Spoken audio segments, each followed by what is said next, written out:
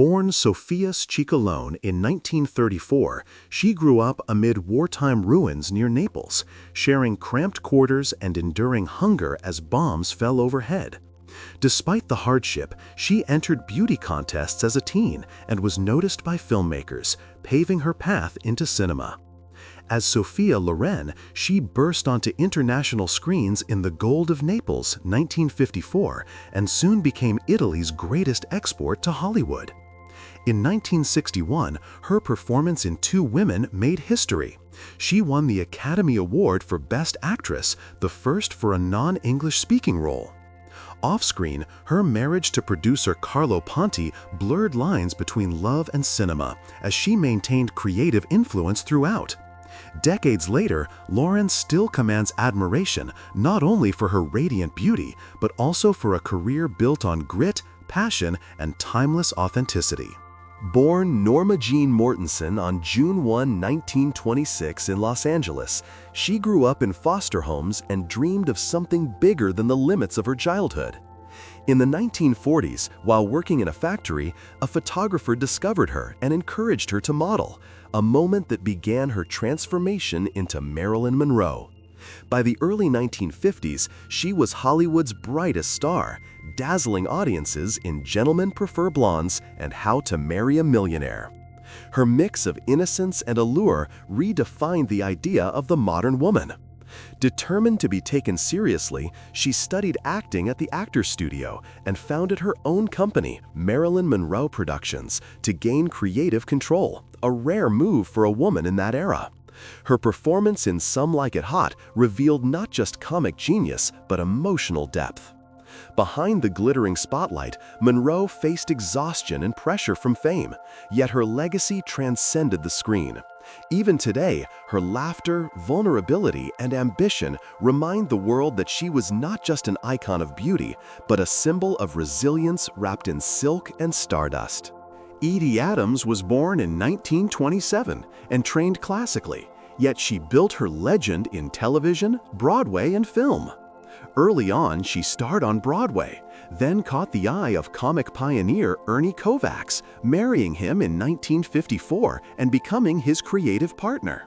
On The Ernie Kovacs Show, she sang, acted, and co-wrote surreal sketches that challenged TV norms. When Kovacs died tragically in 1962, Adams inherited massive debts. Rather than fade, she reinvented herself, headlining in Las Vegas, acting in films and TV, and securing an Emmy in 1963 for Here's Edie. She also took bold steps behind the scenes, suing a major studio in 1965 for unpaid royalties and setting a precedent for performers' rights. Her life was a dual act, glamorous on stage, fiercely independent off it. Adams proved that a star could both shine and steer her own path, leaving a legacy of versatility, courage, and creative control. In 1968, Paris was aflame with student protests and cultural upheaval, and it became the stage for a new chapter in Raquel Welch's star image. Photographed by Giancarlo Botti near the Seine, Welch posed in a daring white cutout dress, her gaze both provocative and poised.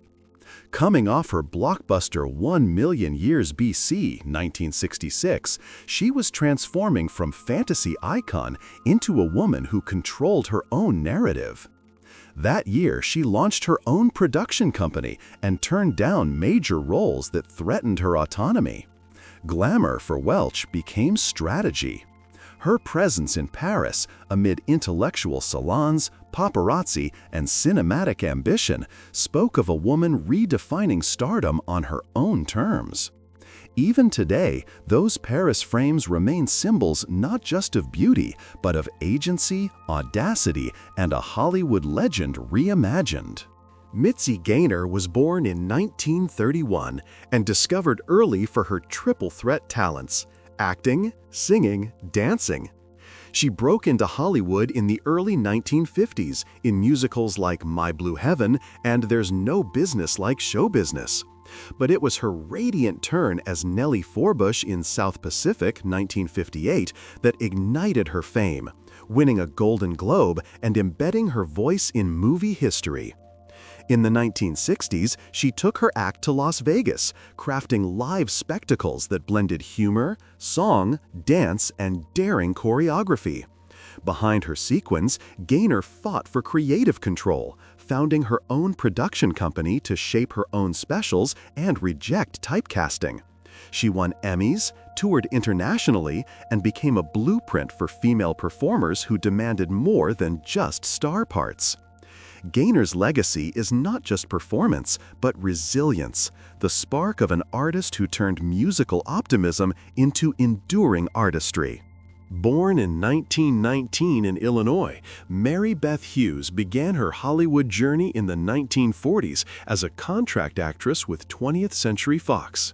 She stood out with a sultry voice and edgy presence, appearing in films like The Great Profile, 1940, opposite John Barrymore, and The Oxbow Incident, 1943, where she showed emotional weight beyond her femme fatale roles.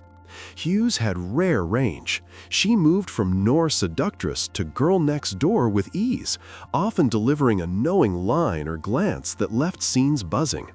Beyond film, she embraced television in the 1950s, guest starring on Perry Mason and The Lone Ranger, and proved she could evolve with the industry.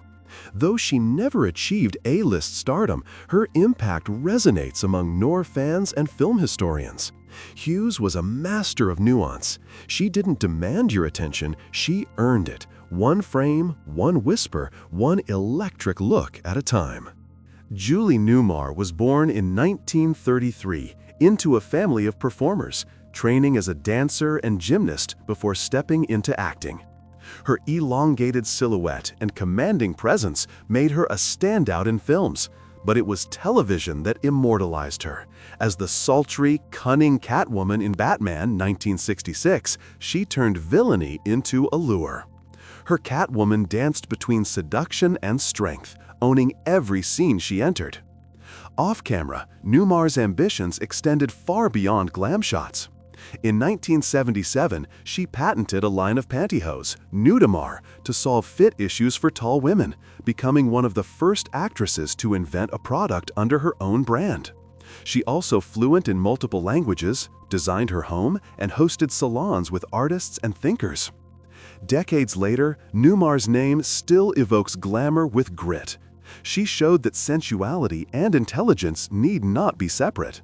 She wasn't just an icon, she was proof that power could be worn in heels, wit, and fabric alike. Barbara Stanwyck, born in 1907, defied early life hardships to become one of Hollywood's most compelling forces. Known for her versatility, she played heroines, anti-heroes, and complex women across genres. In Double Indemnity 1944, she delivered a chilling femme fatale turn, cold, calculating, unforgettable.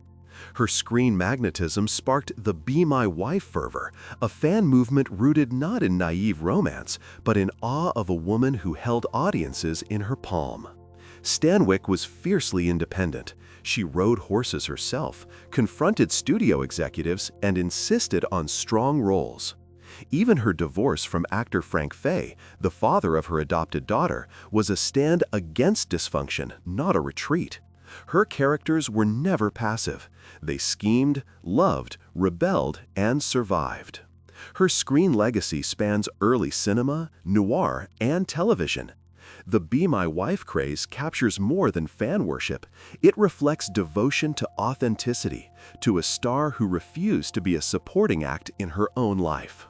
Mylène de Mongeau was born in 1935 in Nice, France, and adopted her stage name as she entered Parisian film circles.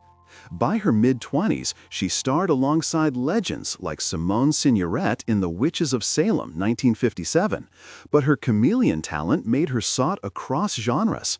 She spoke 5 languages, painted poetry, and debated philosophy between takes. In The Girl on a Motorcycle 1968, her daring nude ride in a fur boot suit sparked scandal and awe, transforming her into a symbol of fearless femininity. She also starred in Fantomas 1964, playing a sharp journalist who could outwit villains and steal scenes from her male co-stars. A near-fatal auto accident in 1975 left her with titanium limbs, but she turned trauma into advocacy, writing memoirs, supporting disability rights, and mentoring a new generation of French actresses. In Demangeau, you find paradox, a sex symbol and a thinker, a survivor who refused to vanish. In 1928, this publicity still from Red Hair captures Clara Bow at her vivacious peak. Known as the It Girl, Bow embodied jazz-age freedom. A flapper with curly auburn hair, bright eyes, and electric energy that drew fans to riot at premieres. Red Hair used early two-color Technicolor, making her vibrant locks a marketing sensation. Bow rose from Brooklyn poverty. She won a beauty contest and moved to Hollywood, where she turned working-class charm into stardom. Her screen persona wasn't aloof glamour, but frenetic spirit. She defied the silent era norms with her voice, later, and her presence. Though many of her films are lost, her image survives. Bow changed how stars were made. Not delicate icons, but women you believed lived messy, bold, exciting lives. Though she later withdrew from the spotlight, her legacy as the original modern star remains electric. In 1977 Berlin, 16-year-old Nastasia Kinski stepped into a Kreuzberg loft for photographer Michael Montfort, unaware she was being framed for immortal legend. Montfort bypassed glamour. His black and white portraits caught Kinski at a poised threshold. Not quite child actress, not yet global phenomenon. Her intense eyes echoed her father's wild spirit. Her soft features whispered of an inner transformation. That same year, she turned down standard roles to study method acting and would soon be cast in Tess, 1979, launching her international career. Montfort's shoots circulated among European cinephiles before she became a household name. Today, those frames are seen as the seedbed of her aura, a young woman caught between the past and the persona she would grow into. In post-war Hollywood's 1946 twilight, Rita Hayworth became legendary in Gilda, a daring noir that reshaped how femininity could command the screen. Portraying Gilda Munson, she strode into a Buenos Aires casino in a black satin gown, gloves raised, and delivered "Put the Blame on Mame" with such tension it redefined seduction in cinema. While the film made Hayworth Columbia's highest-paid star, it also boxed her into the myth of the love goddess. The production was charged. Hayworth clashed with director Charles Vidor over Gilda's emotional complexity, and on-set rumors swirled of tension between her and co-star Glenn Ford, with whom she carried a lifelong bond. The film's release coincided with America's shifting gender attitudes, turning Gilda into a symbol of defiance, not just desire. Decades later, Gilda still hums in pop culture. The Bob Hope-era Atomic Test even bore her image, proof that legends don't fade.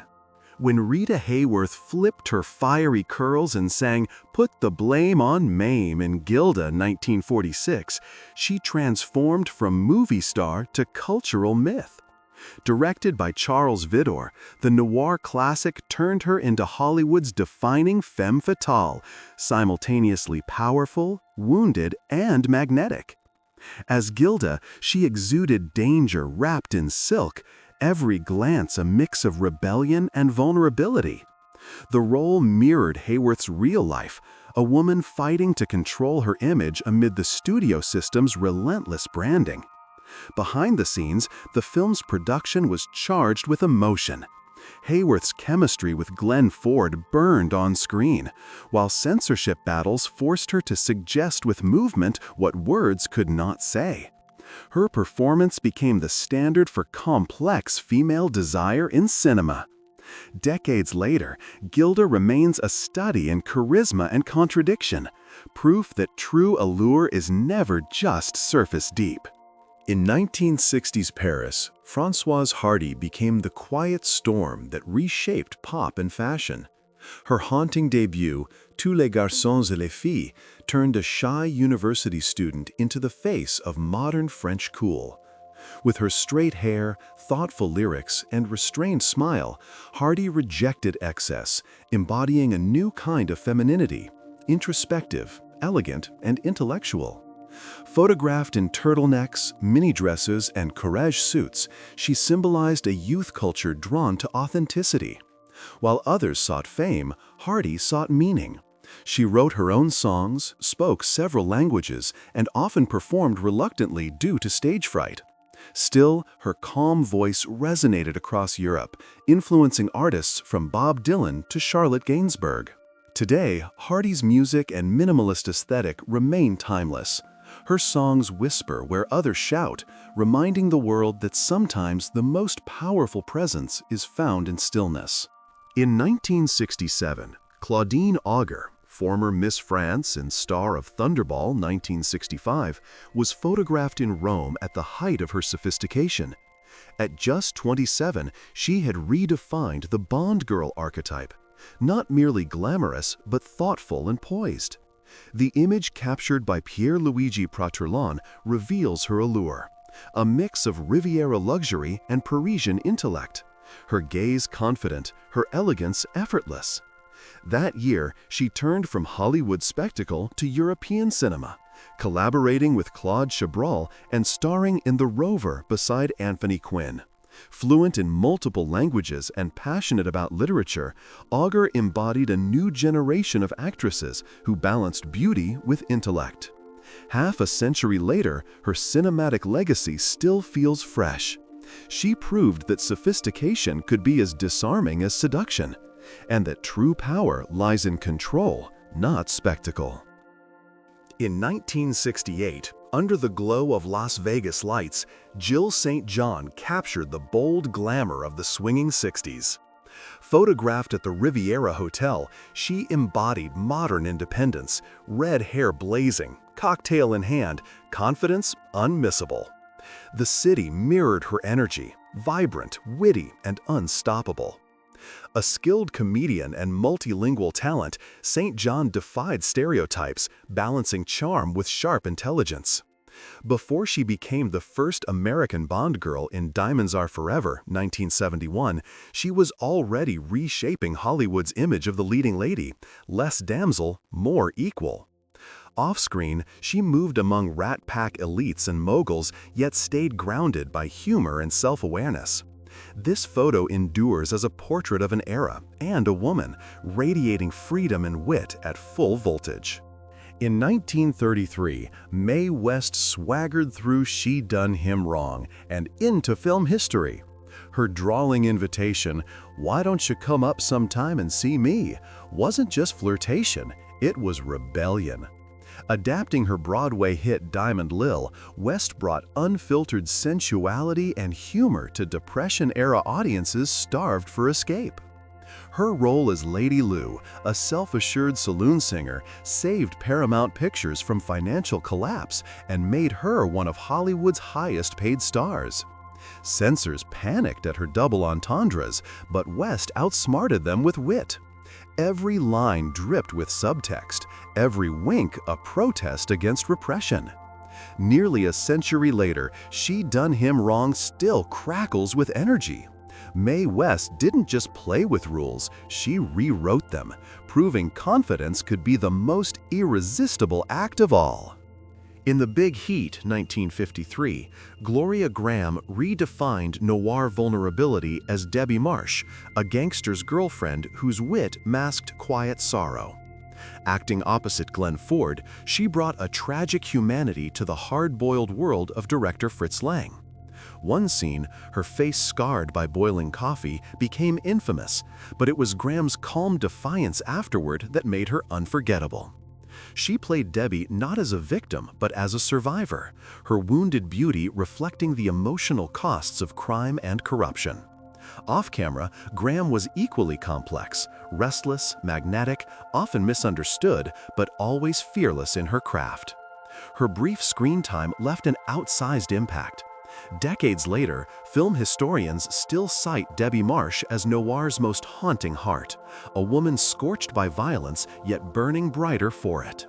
In 1950 Rome, Marina Berti posed for Life magazine. her luminous eyes and serene poise hinting at the artistry that would define her career. Just 26, she was bridging Italian neorealism and Hollywood epics, appearing in films like Quo Vadis (1951) and Ben-Hur (1959). Unlike the era's flamboyant divas, Bertie's magnetism came from restraint. Fluent in several languages, she brought quiet intelligence to every role, from slave girls to noblewomen. Her beauty was classical, her expression timeless, a reflection of Italy's post-war optimism and cinematic rebirth. These early portraits capture a star ascending. In their gentle light, Bertie stands as proof that true power in cinema isn't noise or spectacle, it's the ability to command silence. By 1951, Jean Crane had grown from Hollywood ingenue to seasoned actress, balancing career and motherhood with rare grace. Known for State Fair (1945) and her Oscar-nominated role in Pinky (1949), she was now redefining her image through challenging parts like People Will Talk opposite Cary Grant. Crane projected warmth and intelligence that made her relatable to post-war audiences. Behind the scenes, she was among the first women to form her own production company, pushing for creative independence long before it became standard. Her 1951 photographs radiate quiet elegance, pearls, gloves, and a smile masking ambition. Crane's story is one of evolution, a star who adapted, endured, and left behind a legacy of sophistication rooted in strength, not scandal. In the summer heat of 1960, Paul Newman filmed Exodus on the island of Cyprus, embodying Ari Ben-Kanan, the Israeli freedom fighter who mirrored Newman's own growing idealism. At 35, he was already a star, but this project revealed a man searching for meaning beyond fame. Between takes, he'd sit under a tattered sunshade, sweat darkening his khakis, a political essay in one hand and his script in the other. Director Otto Preminger's set was notoriously tense, yet Newman kept spirits high with his dry wit and relentless curiosity. Even amid chaos, he radiated calm intensity, a blend of Hollywood charisma and humanitarian conviction. The film became a turning point. Its moral themes deepened Newman's political awareness, fueling his lifelong activism and philanthropy. Letters to wife Joanne Woodward spoke of exhaustion and fulfillment, the strain of desert filming balanced by a renewed sense of purpose. When Exodus premiered, critics debated its politics, but all agreed Newman had transcended movie star glamour. Those Cyprus photographs, sunburned skin, furrowed brow, and piercing blue eyes, capture the moment when he shifted from heartthrob to thinker, from actor to advocate. It was here that Paul Newman became not just a star, but a man of conscience. In 1954, Rhonda Fleming reigned as Hollywood's undisputed queen of Technicolor. Her copper-red hair and emerald eyes seemed designed for the silver screen's vibrant hues. But her magnetism went beyond beauty. That year alone, she headlined westerns, adventures, and dramas, each performance blending sensuality with quiet strength.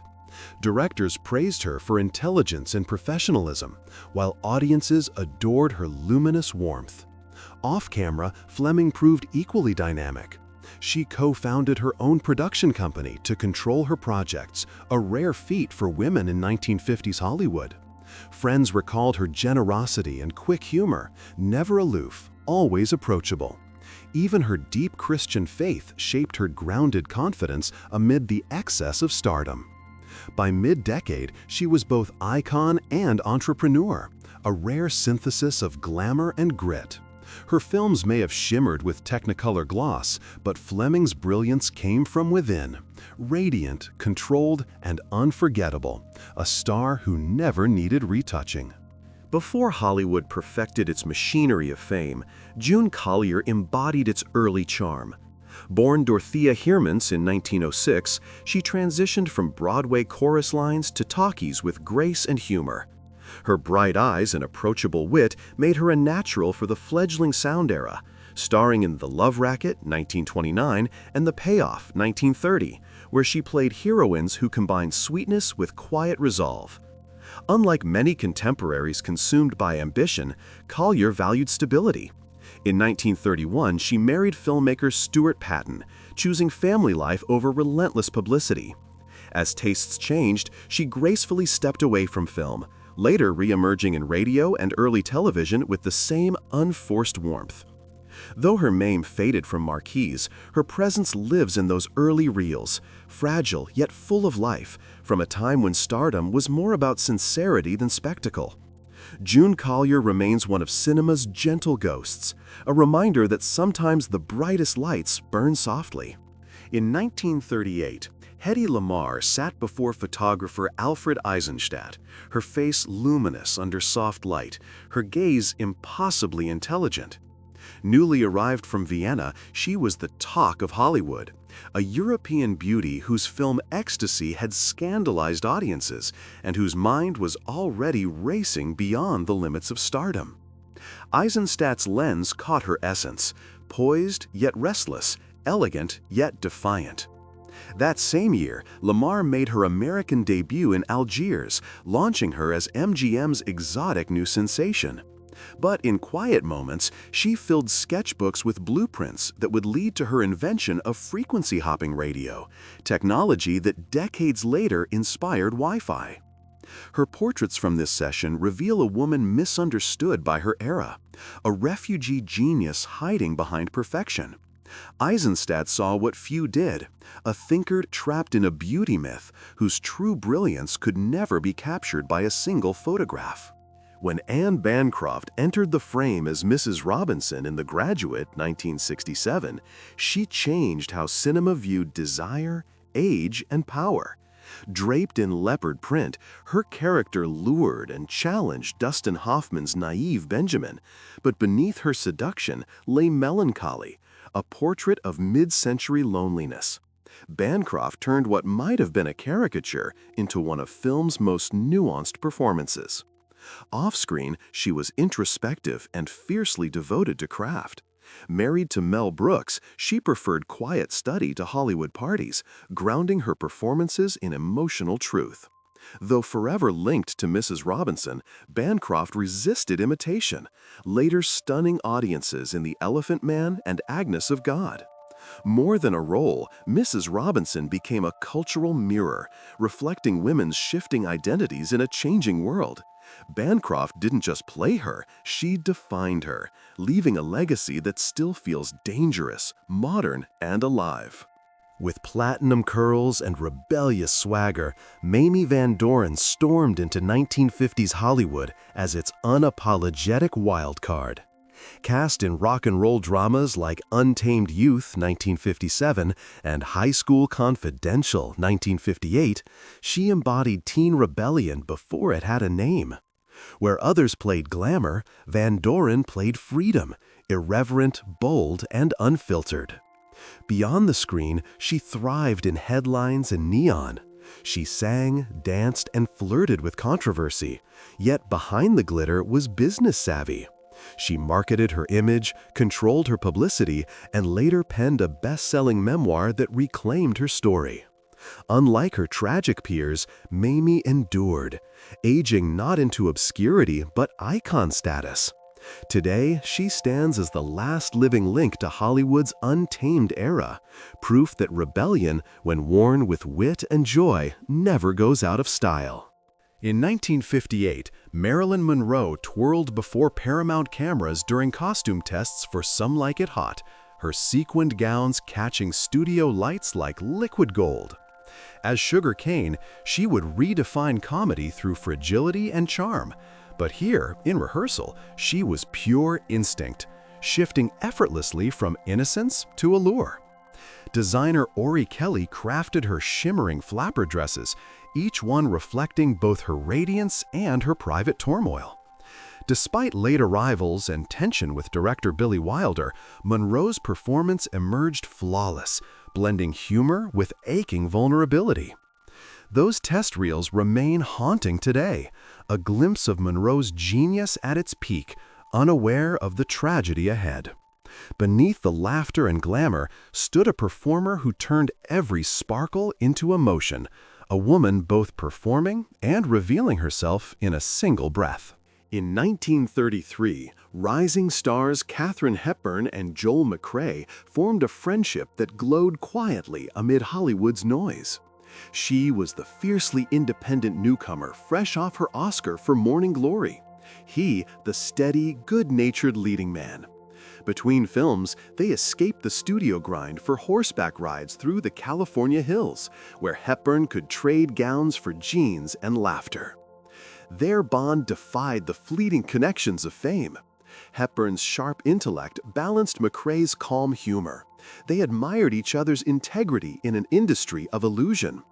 Decades later, they still met for lunch, reminiscing about an era before agents and image consultants ruled the day. Photos from that year capture their rare ease, a friendship untainted by rivalry. In them, you glimpse two young actors, not yet legends, simply human, finding truth in companionship before Hollywood turned them to myths. Graceful yet fiercely expressive, Lee Remick shone as one of mid-century Hollywood's most magnetic actresses. Born in 1935, she blended New England poise with emotional fire, debuting in A Face in the Crowd, 1957, before captivating audiences in Days of Wine and Roses, 1962. Her portrayal of addiction and resilience earned critical acclaim and lasting respect. Remick moved effortlessly between film, stage, and television, embodying strength without losing softness. Behind the scenes, she lived quietly, devoted to family and craft over celebrity. Even as Hollywood shifted, her performances retained timeless honesty, raw, elegant, and human. When she passed in 1991, she left behind not only great films, but also an example of authenticity in an industry built on pretense. Lee Remick didn't chase fame, she eliminated it. In 1953, Marilyn Monroe stood at the height of her fame, her blonde curls and velvet voice defining post-war glamour. That year's Gentlemen Prefer Blondes immortalized her as the ultimate showgirl. Yet behind the sparkle lay a restless artist craving respect. Photographed by Milton H. Green, she revealed flashes of introspection. Eyes lowered, smile softened, the myth momentarily human.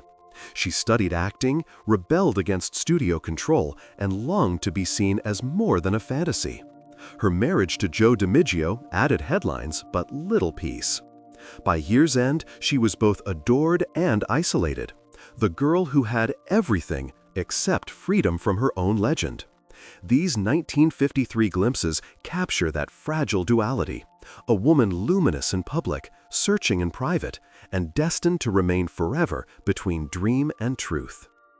In the autumn of 1957, Marilyn Monroe walked the streets of New York, captured not as Hollywood's blonde fantasy, but as a woman in quiet transformation.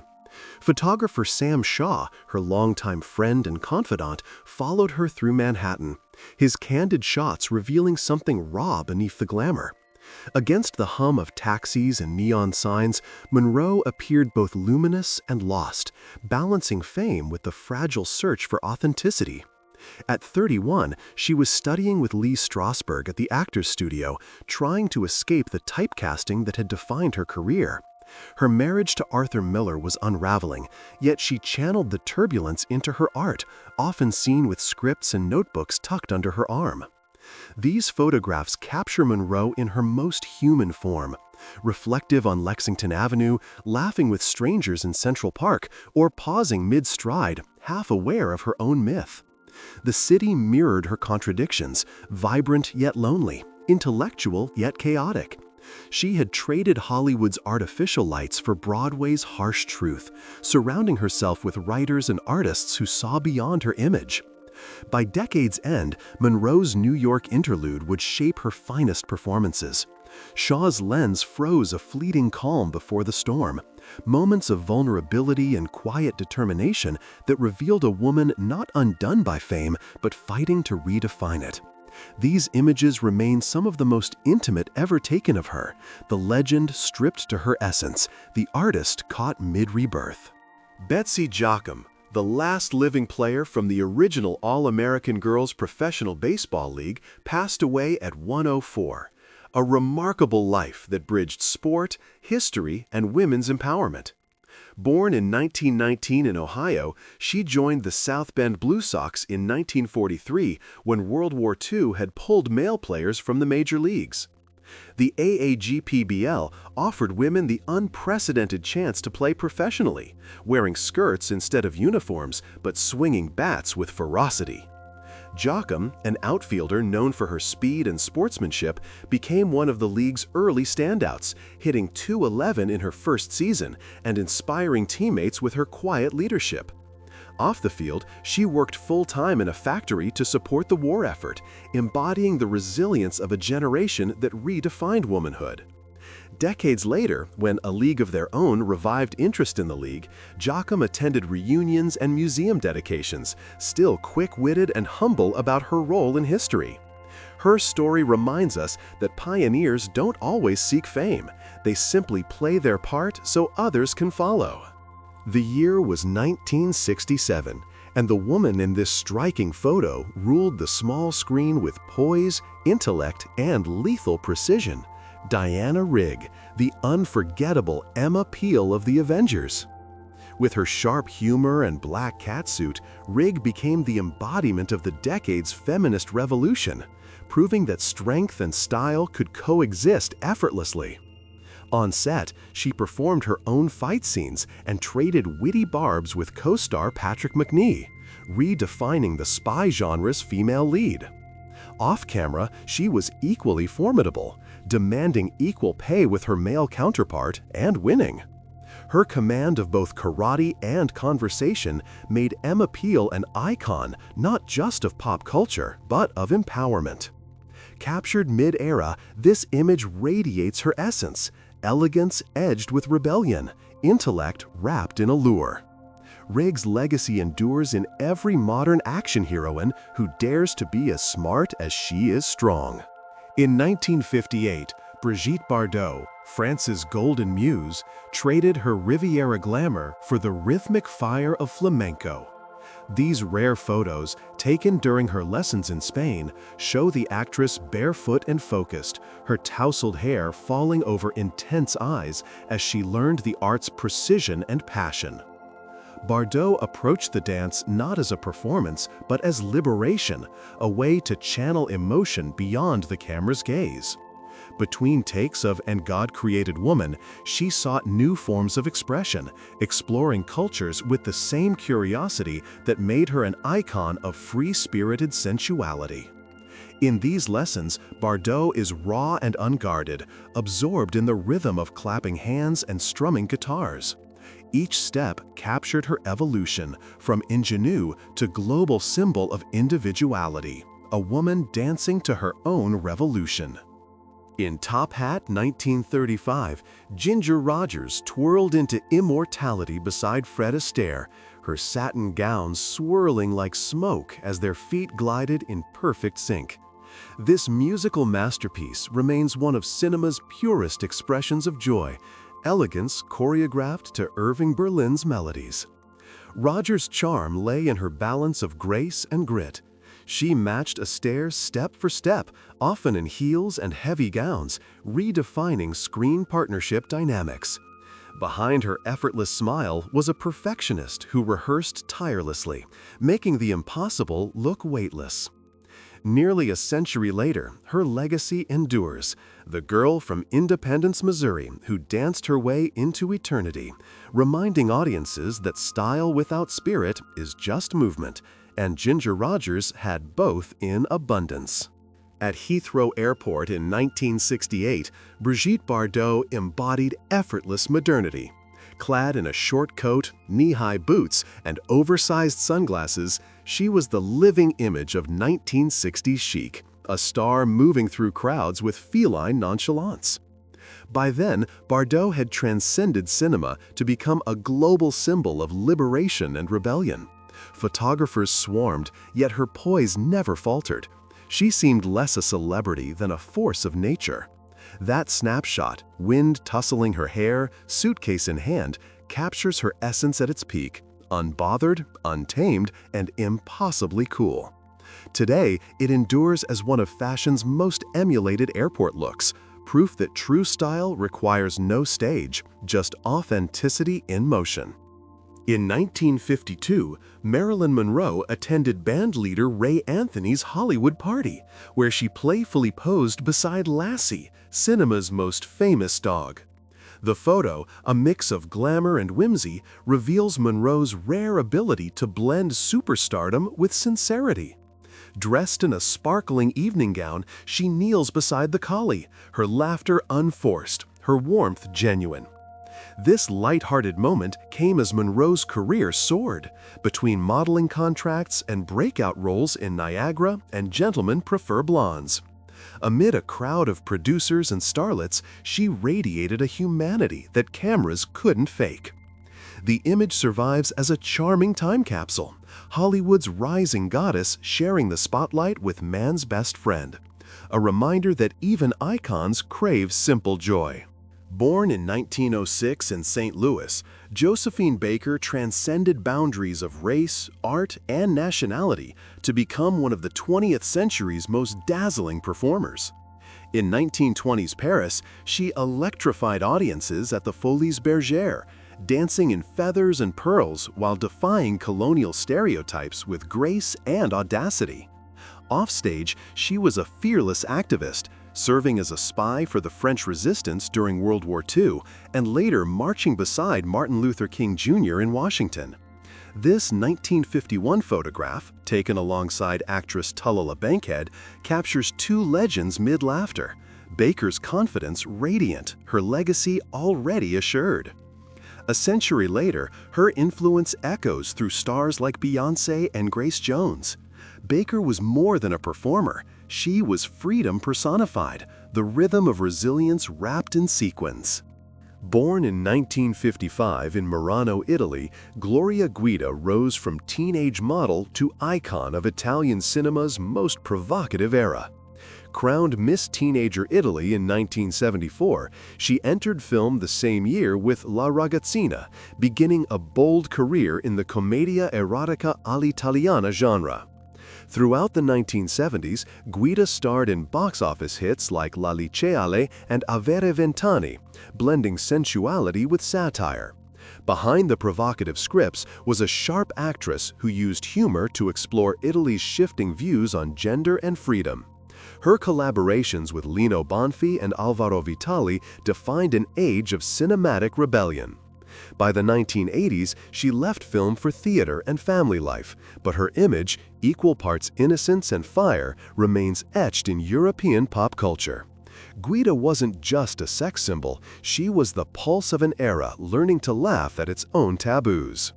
Born in 1911, Ellen Corby spent decades as one of Hollywood's most beloved character actresses, her warmth immortalized as Grandma Walton on The Waltons, 1972 to 1980. Before that, she appeared in over 100 films, from It's a Wonderful Life, 1946, to Shane, 1953, often playing loyal secretaries or tender-hearted mothers. Her late career success brought her 3 Emmy Awards and the love of generations who saw in her the gentleness of family itself. Off-screen, Corby was quiet, disciplined, and deeply spiritual, treating acting as both craft and calling. This remembrance celebrates more than an actress. It honors a storyteller whose kindness shone through every role. Ellen Corby's legacy remains a testament to the beauty of character, both written and lived. At the 1964 Hollywood premiere of My Fair Lady, Frank Sinatra and Natalie Wood epitomized old Hollywood glamour. Cameras flashed as they arrived arm in arm, Sinatra in a sharp tuxedo, Wood in a sparkling gown that shimmered under the theater lights. Nearby, Dean Martin and his wife Jean Bigger completed the glittering tableau of Rat Pack-era elegance. To onlookers, it was a night of sophistication, laughter, and champagne, a collision of icons at their peak. Sinatra and Wood's relationship had long fascinated the press, a union of 2 magnetic stars, both gifted and tempestuous. They had co-starred in Kings Go Forth 1958 with Tony Curtis, their on-screen chemistry mirroring their off-screen romance, which ebbed and flowed over the years. Sinatra admired Wood's artistry and resilience. She found in him both charm and chaos. That night in 1964, amid the velvet ropes and flashbulbs, they looked every bit the golden couple. Two stars orbiting the same burning sun of fame, momentarily aligned in a constellation called Hollywood. In the summer of 1952, photographer George Silk immortalized a moment of optimism and glamour on the beaches of Long Beach, California, the first ever contestants of the Miss Universe pageant posing in modest one-piece swimsuits. The women stood in neat formation, the Pacific breeze tussling their hair, their smiles bright with both pride and nerves. It was the dawn of a new global tradition, one blending beauty, diplomacy, and post-war American confidence. The photo radiates innocence from another age, contestants from around the world united in celebration, unaware of how iconic the moment would become. At the center, Miss Indiana stands without the United States sash the others wear, a small mystery that adds to the photograph's charm. Today, these women would be in their 90s, living witnesses to an era that prized poise and grace. Silk's lens froze more than a contest. It captured the birth of a cultural phenomenon, when beauty met history on a California shore. In 1966, at the Golden Globe Awards, Robert Redford and Natalie Wood embodied the new generation of Hollywood sophistication. Seated side by side, their youthful confidence glowed under the ballroom chandeliers. Fresh off their pairing in Inside Daisy Clover, 1965, they represented a shift from studio-era artifice to a more natural, introspective kind of stardom. Wood, radiant in a sequined gown, carried the poise of a veteran, despite being only 27. Redford, in his early 30s, exuded quiet magnetism, the golden boy with an undercurrent of rebellion. Photographers couldn't get enough of them: beauty and intellect, charisma and mystery, all in a single frame. This snapshot captures Hollywood mid-transition, from elegance to authenticity, from the glamour age to the modern. Together, Redford and Wood were its perfect bridge. In Otto Preminger's Laura, 1944, Gene Tierney and Dana Andrews crafted one of cinema's most haunting romances. Andrews plays a detective obsessed with the portrait of a murdered woman, Tierney's ethereal Laura. Only for the impossible to happen, she returns, very much alive. Their chemistry, born in chiaroscuro lighting and whispered dialogue, transcends the screen, making obsession feel like poetry. Tierney's beauty, elegant, enigmatic, anchors the film, while Andrews' intensity grounds it in noir melancholy. Laura remains a masterclass in atmosphere, where love, illusion, and death dance in perfect symmetry. 80 years later, that portrait still stares back at us, its mystery intact, its allure eternal. In 1957, on the sunlit promenades of Cannes, Brigitte Bardot was the festival's beating heart. Draped in simple white linen, barefoot against the Riviera cobblestones, she moved through the crowds with effortless magnetism. The world's photographers followed her every step, not because she posed, but because she didn't need to. That year, Bardot wasn't just France's cinematic export, she was a revolution in motion, sensual, free-spirited, unchained from convention. Between screenings, she laughed with journalists, rode scooters along the coastline, and swam in the sea like it belonged to her. The image of Bardot in Cannes remains one of cinema's defining icons: sunlight, youth, and rebellion distilled into a single, unforgettable frame.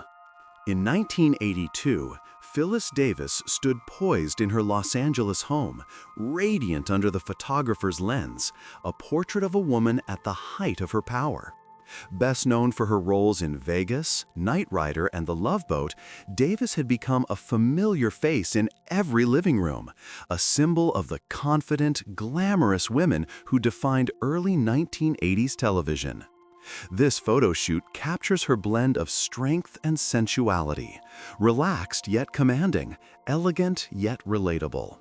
Off-screen, she navigated Hollywood with independence, carving out a career that bridged film and TV during a transformative era for women in entertainment. Today, the portrait endures as a time capsule of vintage allure and quiet determination. Phyllis Davis, forever the cool, confident heart of television's golden glow.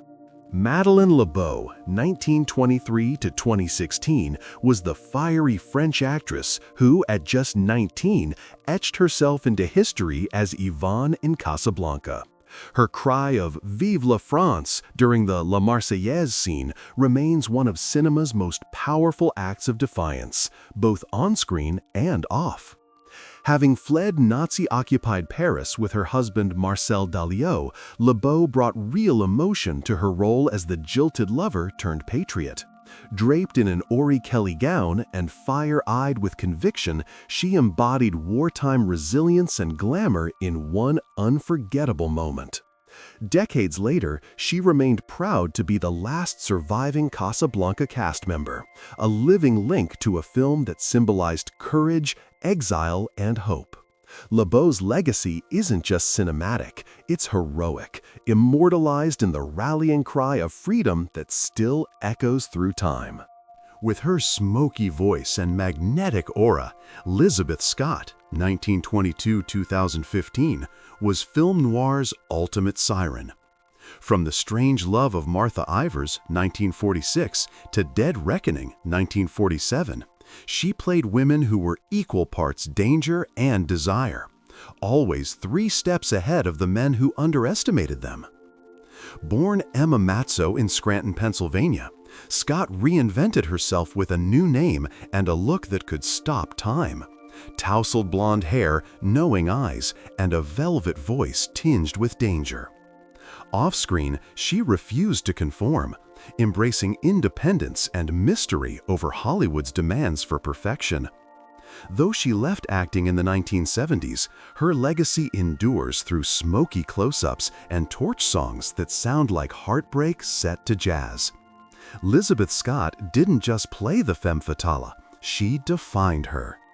Born Hedwig Kiesler in Vienna in 1914, Hedy Lamarr grew up surrounded by art, intellect, and privilege. Her father, a banker, nurtured her curiosity about how things worked. Her mother, a pianist, her grace. By her late teens, Lamarr was already a European film star, known for her haunting beauty and boldness in Ecstasy, 1933. But history had darker plans. As fascism spread, she fled both an oppressive marriage to arms dealer Fritz Mandl and the encroaching Nazi threat, escaping to London and then Hollywood. There, she reinvented herself as MGM's new exotic goddess, refined, brilliant, and enigmatic. What the world didn't know was that Lamarr was also an inventor. During World War II, she co-patented frequency hopping technology, laying groundwork for Wi-Fi and Bluetooth. Her life was a script no screenwriter could improve. Beauty, intellect, exile, and genius intertwined. In 1946, a young Norma Jean Doherty stood before photographer Richard C. Miller's camera, sunlight glinting off her auburn hair. Just 20 and newly modeling for Blue Book Agency, she radiated innocence, curiosity, and the unpolished magnetism that would soon transform her into Marilyn Monroe. Shot in warm Kodachrome tones on Santa Monica's beaches, Miller's photos reveal Monroe before myth, laughing, freckled, utterly human.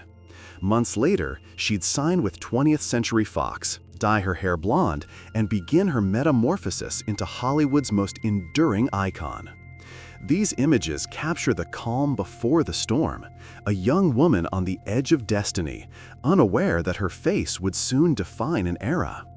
Through Miller's tender lens, we glimpse not the legend, but the girl who became it. Born Betty Joan Persky on September 16, 1924, in New York City, Lauren Bacall embodied the smoky sophistication of Hollywood's golden age. Discovered while modeling for Harper's Bazaar, she was catapulted into stardom at just 19 when director Howard Hawks cast her opposite Humphrey Bogart into Have and Have Not, 1944. Her sultry voice and half-lidded gaze, the now legendary Bacall look, instantly made her an icon. On-screen chemistry with Bogart blossomed into one of cinema's great real-life romances, their 1945 marriage symbolizing the era's glamour. Together, they starred in classics like The Big Sleep, 1946, and Key Largo, 1948, redefining the Hollywood couple as both fiery and equal. After Bogart's death in 1957, Bacall refused to fade into nostalgia. She conquered Broadway with Applause, 1970, and Woman of the Year, 1981, winning 2 Tonys, and earned an Oscar nomination for The Mirror Has Two Faces, 1996. Behind the allure was sharp intellect and independence.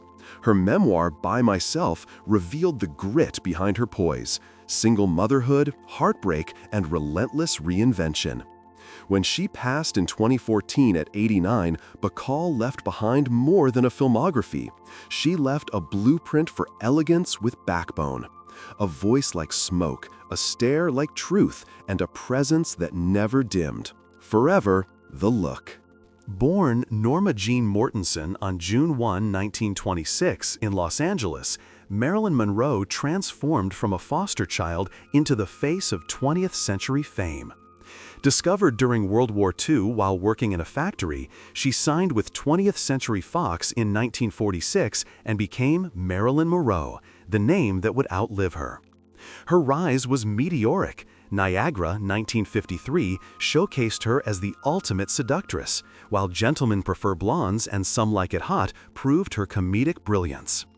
Behind the laughter, Monroe waged private battles, studio control, failed marriages to Joe DiMaggio and Arthur Miller, and relentless loneliness. She studied acting in New York, craving to be seen as an artist rather than a fantasy. By 1962, at her Happy Birthday Mr. President peak, her beauty was eclipsed by exhaustion. Her mysterious death that August at just 36 sealed her myth as Hollywood's eternal enigma. More than 6 decades later, Monroe's glow endures. From Warhol's silkscreens to modern pop culture, her image symbolizes the paradox of fame, radiance and ruin entwined. Beneath the legend remains the woman who wanted simply to be understood. Born Norma Jean Mortensen on June 1, 1926, in Los Angeles, Marilyn Monroe defied every hardship to become Hollywood's most enduring star. Raised in foster homes, she was discovered working in a wartime factory and soon transformed into the ultimate cinematic fantasy. Niagara, 1953, made her a sex symbol. Gentlemen Prefer Blondes and Some Like It Hot proved her wit and artistry. Monroe's beauty hid a deeper yearning for respect, stability, and love. Her marriages to Joe DiMaggio and Arthur Miller both collapsed under fame's pressure, and her battles with anxiety and addiction mirrored her struggle for control in an industry that commodified her. Her tragic death in 1962 at just 36 remains shrouded in speculation, but immortalized her as both goddess and ghost. Today, Monroe's legacy transcends glamour. She's studied as a feminist paradox, objectified yet self-aware, fragile yet powerful. Through her vulnerability, she revealed something eternal, that brilliance often burns brightest before it fades. With her raven bangs, mischievous smile, and fearless allure, Betty Page became the underground icon who reshaped 1950s sexuality. Born in Nashville in 1923, she began as a pinup model before collaborating with photographers Irving Klaw and Bunny Yeager, creating images that balanced playfulness and provocation. Her Playboy centerfold in December 1955, smiling in Santa hat and nothing else, cemented her fame as America's boldest beauty. Yet, weary of the moral outrage her photos provoked, Page vanished from the spotlight in 1957, embracing religion and anonymity. Decades later, her cult resurrection in the 1980s inspired artists, designers, and musicians alike, from Madonna to Jean-Paul Gaultier, her aesthetic reborn in retro and punk subcultures. When she passed in 2008, tributes hailed her not just as a pinup, but as a pioneer of self-expression. Betty Page proved that sensuality could be joyful, rebellious, and wholly her own, a smile that changed how the world saw desire. Born March 15, 1930, in New York City, Joan Vos embodied the understated glamour of mid-century Hollywood. A former Miss Long Island, she signed with Columbia Pictures in 1949, her poised beauty landing her roles in films like The Turning Point, 1952, and The Man from the Alamo, 1953. Though often cast in supporting roles, she exuded warmth and refinement that elevated every scene. Beyond the screen, Vos's life mirrored her elegance. She mingled with stars at Palm Springs soirees, yet chose steadiness over fame, transitioning to television in the 1960s with appearances on Perry Mason and The Dick Van Dyke Show. Later, she left Hollywood to become a sought-after interior designer in Beverly Hills, a creative evolution that reflected her quiet confidence. Vos passed away in 2001, remembered not for scandal or excess, but for grace. In an industry of fleeting brightness, she glowed steadily, proof that true poise never fades. In 1926, on the set of The Temptress, photographer Burt Longworth captured Greta Garbo in the act of becoming legend. Only 21, newly arrived from Sweden, she radiated melancholy intelligence rather than the vampish glamour MGM demanded. Longworth's chiaroscuro portraits revealed something the studio didn't understand. Garbo's silence spoke louder than dialogue. The production was chaos, rewrites, firings, tears, but from it emerged an icon. Her lover and mentor Moritz Stiller was dismissed, leaving her adrift yet defiant. In each photo, her downcast eyes suggest both pain and awakening, the moment the woman and myth fused. The Temptress made her an international sensation, and Garbo never looked back. Decades later, critics still trace modern screen acting to those 1926 frames, where vulnerability met control. Longworth didn't just photograph a star, he caught the birth of cinema's most haunting ghost. In 1957, as New York pulsed with jazz and rebellion, photographer Tony Vaccaro turned his lens on Divima, the statuesque model who embodied post-war elegance. Still radiant from her 1955 collaboration with Richard Avedon, she stood poised in Dior's new look, grace sculpted into motion.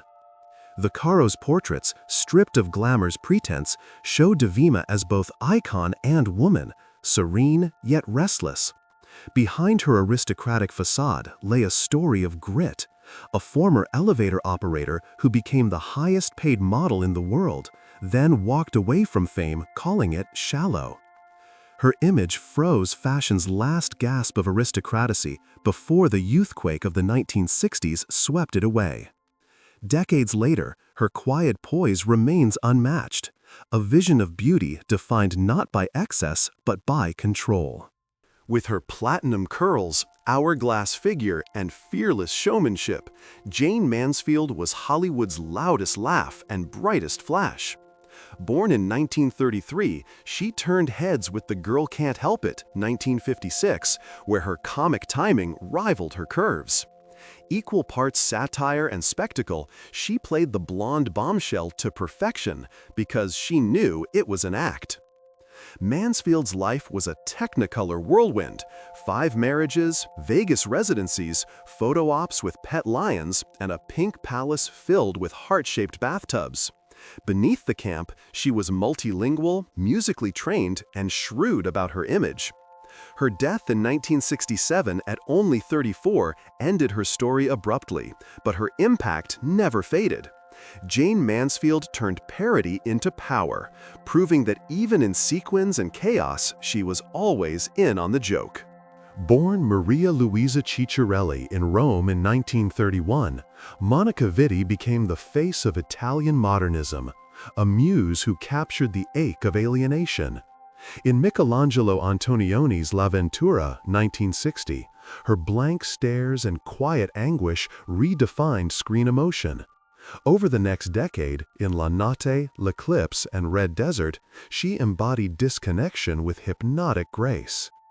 Yet Vitti refused to be boxed in. After parting with Antonioni, she pivoted to comedy, shining in films like The Girl with the Pistol, 1968. Witty, unpredictable, and magnetic, she proved depth could coexist with laughter. Her later years were marked by illness and retreat from public life, but her aura never dimmed. In every lingering close-up, Vitti remains the mystery of modern cinema, fragile, brilliant, and infinitely alive. Born in Rome in 1925, Silvana Pompanini was Italy's embodiment of post-war glamour, vivacious, witty, and disarmingly real. Trained as an opera singer, she became one of Europe's most beloved actresses of the 1950s, starring in hits like A Tale of Five Women, 1951, and The Country of the Campanelli, 1954. Pompanini's sultry voice and independent spirit made her irresistible to filmmakers and scandalous to traditionalists. She refused Hollywood's constraints, choosing artistic freedom over fame abroad. Off-screen, her sharp humor and love affairs made headlines, yet she lived unapologetically, declaring, "I am married to my freedom." When she died in 2016, Italy mourned the last true diva of La Dolce Vita, a woman who turned every entrance into theater and every word into music. Pompanini didn't just play the spotlight, she commanded it. Born Rosetta Jacobs in Detroit on January 22, 1932, Piper Laurie was one of Hollywood's great shapeshifters, a woman who refused to let the industry define her. Signed to Universal in her teens, she was quickly cast in pastel ingenue roles alongside Rock Hudson and Tony Curtis, but behind her soft image was rebellion brewing. In 1955, Laurie did the unthinkable. She broke her studio contract, moved to New York, and began studying with Lee Strasberg, determined to become an actress, not a commodity. Her gamble paid off. In The Hustler, 1961, opposite Paul Newman, she revealed emotional depths that stunned audiences. 15 years later, her Oscar-nominated turn as Margaret White, the fanatical mother in Carrie, 1976, showed her range had only sharpened. Laurie thrived in every medium, from stage to television, earning Emmys and acclaim for Children of a Lesser God and Twin Peaks, where her enigmatic Catherine Martell became cult canon. Off-screen, she sculpted, wrote, and lived life on her own terms. When she died in 2023 at 91, tributes hailed her courage to walk away from fame in pursuit of truth. "I wasn't interested in being a star," she once said. "I wanted to be an actress." And she was, brilliantly, fiercely, forever. Born September 30, 1964, in Città di Castello, Italy, Monica Bellucci stands as the last true European screen goddess, a modern heir to Lorraine, Lollobrigida, and Cardinale. Discovered while studying law, she began modeling for Dolce & Gabbana, her dark beauty soon eclipsing catwalks. Her cinematic ascent was sealed with Malena, 2000, where she embodied both the desire and cruelty of post-war Sicily, her silence speaking more eloquently than dialogue. From The Matrix Reloaded to The Passion of the Christ, Bellucci balanced sensuality with gravitas, becoming a muse to auteurs from Tornatore to Gaspar Noé. Off-screen, her marriage to Vincent Cassel became Europe's answer to Burton and Taylor, stormy, magnetic, iconic. She shattered Hollywood's ageism by playing the oldest Bond woman in Spectre, 2015, declaring, "Elegance is an attitude, not an age." Now based in Paris, she continues to defy eras, part actress, part myth. Fellini might have said it best: "She doesn't act, she exists, and the camera obeys." Born Mary Jane Hayes on March 6, 1930 in West Virginia, Allison Hayes was Hollywood's statuesque mystery, a beauty queen turned cult icon whose 50-foot fury still towers over pop culture. After winning Miss District of Columbia 1950, she signed with Universal, starring in B-noirs and thrillers that gave her more presence than prestige. Yet it was Attack of the 50-Foot Woman 1958 that made her immortal, a vengeful housewife turned giantess, smashing her cheating husband's car and cinema's gender rules in one swing. Behind the camera flashes, Hayes battled chronic illness from a tainted calcium injection, her career cut tragically short. She died in 1977 at just 47, her talent barely tapped. But time has rebranded her from B-movie starlet to feminist icon, an early avatar of cinematic rage and resilience. She wasn't just the dish, she once joked, she was the garnish too. In truth, she was the whole damn meal, bold, biting, unforgettable. Born December 24, 1922 in Grabtown, North Carolina, Ava Gardner was Hollywood's wild heart, a sharecropper's daughter who conquered the world's most glamorous industry with raw beauty and unfiltered soul. Discovered when her photo hung in an NYC shop window, she signed with MGM and exploded into stardom in The Killers, 1946, her smoky eyes redefining the femme fatale. Ava's life was legend. 3 marriages to Mickey Rooney, Artie Shaw, and Frank Sinatra, her great love, affairs that fueled tabloids, and nights that stretched until dawn in Madrid's flamenco bars. She swore, drank, and lived exactly as she pleased, earning an Oscar nod for Magambo, 1953, and acclaim for The Barefoot Contessa, 1954. When she died in 1990, Sinatra quietly paid her medical bills. She was a force, said Gregory Peck, and she was, earth and fire, lipstick and lightning, forever untamed. In 1965, Carol Bauman captured the spirit of the swinging 60s, effortless, sunlit chic in motion.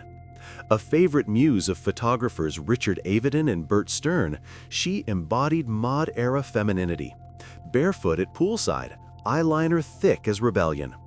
Her blonde bob, long limbs, and mischievous smile made her the Vogue ideal of youth and possibility. From glossy ads to cameos in The Man from U.N.C.L.E. and The Swinger, 1966, Bauman personified the cultural shift from studio glamour to liberated cool. She wasn't a superstar, she was a mood, a Polaroid of a world learning to move differently. Carol didn't wear fashion, Vogue wrote, she lived it. And though her fame flickered briefly, her image remains eternal, caught mid-laugh in 1965 when the future still shimmered in Technicolor. Born April 12, 1923 in Texas, Ann Miller was Hollywood's tap-dancing thunderstorm, 500 beats per minute of sequins, stamina, and sass. Discovered as a teen prodigy, she faked her age to land her first contract at RKO, then leapt to MGM to electrify classics like Easter Parade and Kiss Me Kate. With impossibly long legs and unstoppable drive, she turned rhythm into spectacle. Offstage, her life was pure showbiz. 3 turbulent marriages, countless reinventions, and a triumphant Broadway comeback in Sugar Babies, 1979 with Mickey Rooney, earning a Tony nod. Even into her 70s she sparkled on screen, memorably in Mulholland Drive, 2001, quipping her way through Lynchian dreamscape. Ann Miller died in 2004, but her legend still taps on.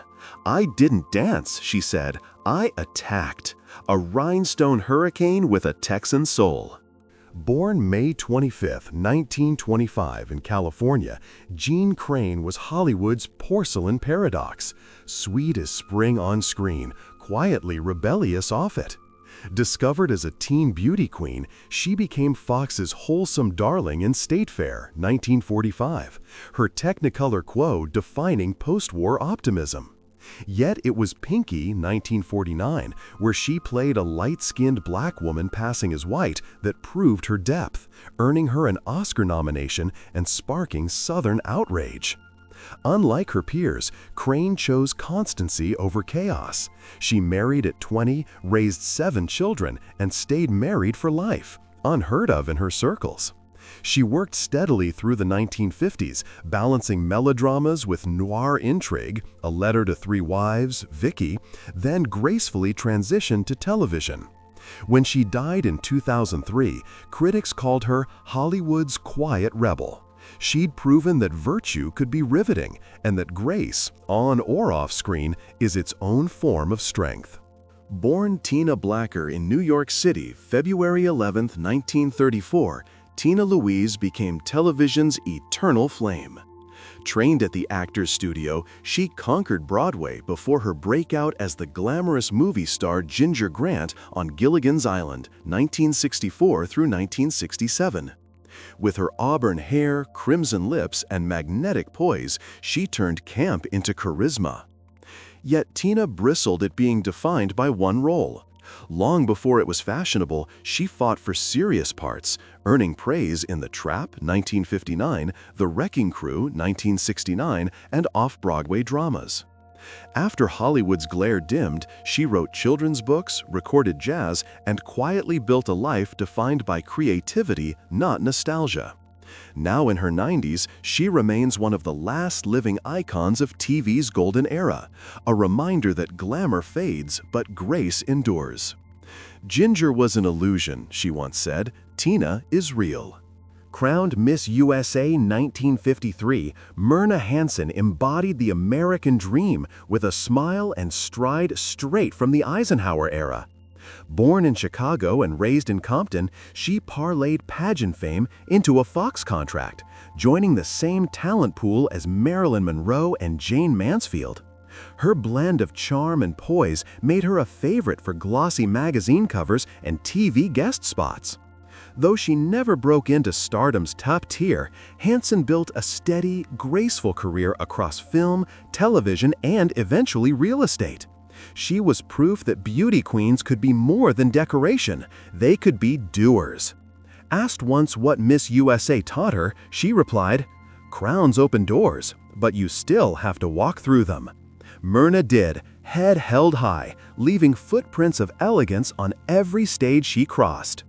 Captured in 1932 by photographer Otto Dyer, a 23-year-old Carole Lombard poses for Sinners in the Sun, still on the brink of becoming Hollywood's funniest woman. The image shows her in pre-screwball mode, sleek, poised, every inch the paramount sophisticate. Yet behind the polished smile glimmers the wit that would soon explode in 20th Century, 1934, and My Man Godfrey, 1936.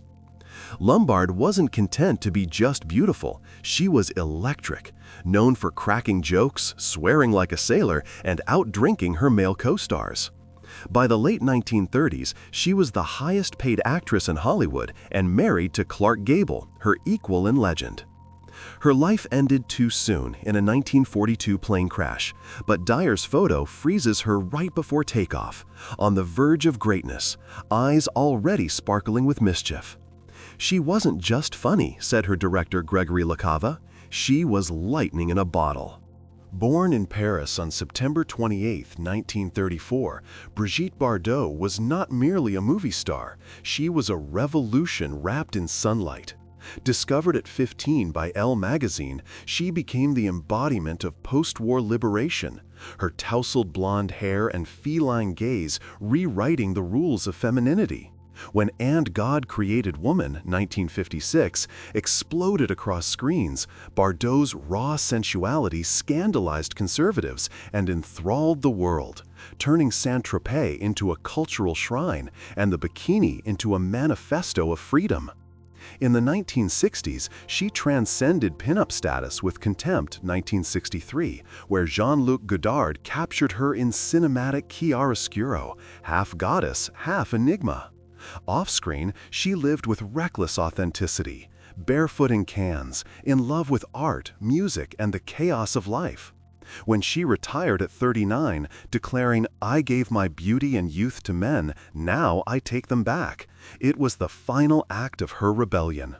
Bardot spent her later decades fighting for animal rights, her activism as fierce as her former allure. Now in her twilight, she remains a symbol of contradiction and courage, a woman who both seduced and defied the world. As she once said, People forget I had a brain. History, however, never will. Born Rosa Dolores Alvarillo Marcano in Humacao, Puerto Rico, on December 11, 1931, Rita Moreno shattered barriers one role at a time.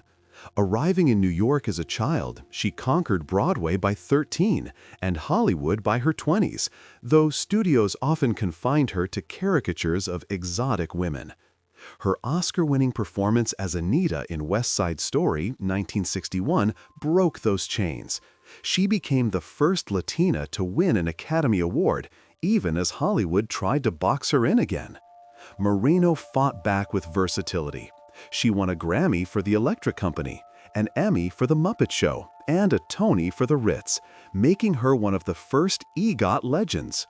Her later work, from HBO's Oz to Netflix's One Day at a Time, revealed the same electric spirit that defied age and stereotype alike. Now in her 90s, Moreno remains as fiery as ever, dancing, mentoring, and cursing with style. Her story is not just one of success, but of endurance. As she once said, with a grin equal parts pride and defiance, "I showed them all, didn't I?" Born Jane Alice Peters in Fort Wayne, Indiana, on October 6, 1908, Carole Lombard was Hollywood's Quicksilver, smart, fearless, and dazzlingly funny. Discovered at 12 by director Alan Dwan, she blazed through the silent era before becoming the queen of screwball comedy. Films like 20th Century, 1934, My Man Godfrey, 1936, and Nothing Sacred cemented her as the fastest wit in the business, her blend of slapstick and sophistication redefining what it meant to be a leading lady. Off-screen, Lombard was pure dynamite, driving too fast, cursing freely, and loving hard. Her marriage to Clark Gable made them Hollywood royalty, though their life together was marked by mischievous pranks and fierce devotion. In 1942, while returning from a war bond tour, her plane crashed, killing her at 33. President Roosevelt called her the first woman to die in the line of duty. Though her life was brief, her spark never dimmed. Lombard's humor, independence, and courage remain a blueprint for every actress who refuses to play it safe. Born Joan Agnes Teresa Sadie Brodell in Detroit on January 26, 1925, Joan Leslie radiated sincerity on screen, equal parts grace and grit. Starting as a vaudeville child performer, she joined Warner Brothers at 14 and quickly became a favorite in patriotic wartime classics. Her turn as Mary Cohen in Yankee Doodle Dandy, 1942, alongside James Cagney, made her a national sweetheart, her wholesome charm capturing the spirit of 1940s America. Behind that sweetness, though, was resolve. When studio disputes threatened her career, she stood her ground, later finding new life in television on Alfred Hitchcock Presents and The Love Boat. Away from the camera, she championed mental health awareness and motherhood with the same quiet dignity she brought to her roles. Leslie passed in 2015 at 90, her legacy one of understated brilliance. "I never wanted to be a superstar," she said, "just to tell good stories." And she did, beautifully. Born Dorothy Joanne Cook on November 10, 1934 in Georgia, Joanna Moore shone brightly before fading too soon. Her beauty and vulnerability caught Hollywood's attention in the late 1950s, leading to roles in Touch of Evil, 1958, and Monster on the Campus, 1958. On television, she found a home, her tender smile and southern lilt lighting up The Andy Griffith Show and The Fugitive. But behind her serene presence lay turmoil. Her marriage to Ryan O'Neal and struggles with addiction derailed her career just as it crested. Her daughter, Tatum O'Neal, would later win an Oscar, carrying forward the spark her mother once embodied. Moore died in 1997 at 63, her name often whispered as one of Hollywood's might-have-beens. Yet in every close-up, she left an indelible trace of grace, proof that even brief brilliance can outshine time. Born Donna Bell Mullinger in Denison, Iowa on January 27, 1921, Donna Reed was Hollywood's heart, equal parts warmth and backbone. From It's a Wonderful Life, 1946, to From Here to Eternity, 1953, she balanced purity with passion, winning an Oscar for the latter and redefining the image of American womanhood. When television beckoned, she answered with The Donna Reed Show, 1958-1966, crafting one of the first portrayals of a modern, capable mother, long before feminism was a household word. Off-screen, she challenged studios, produced her own work, and spoke out against the Vietnam War, proving she was no mere Hollywood ideal, but a woman of conviction. Reed passed in 1986, but her image, steady, smiling, and sincere, endures.